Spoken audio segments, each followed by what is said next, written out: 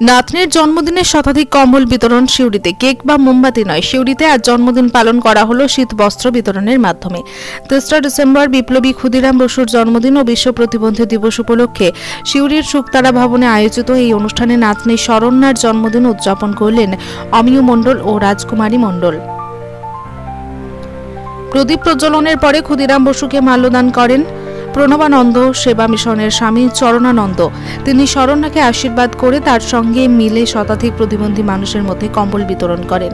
সিউড়ির Aurobindo institute for সাইটলেস স্কুলের ছাত্রছাত্রীরাও এতে অংশ নেয়। অনুষ্ঠানে উপস্থিত ছিলেন সমাজসেবক দেবব্রত মাহান্ত, অরবিন্দ ইনস্টিটিউটের প্রধান শিক্ষক সন্দীপ দাস ও অন্যান্য বিশিষ্ট ব্যক্তিরা। মধ্যাহ্নভোজন ও যাতায়াতের ব্যবস্থাও ছিল।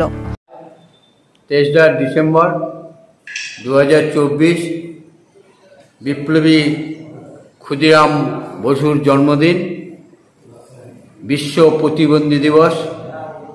অন্যান্য বছরের ন্যায় এবছরও আমার নাতনির জন্মদিন উপলক্ষে 100 জন প্রতিবন্ধীকে কম্বল বিতরণ, দুপুরের সামান্য খাবার ও যাতায়াত খরচ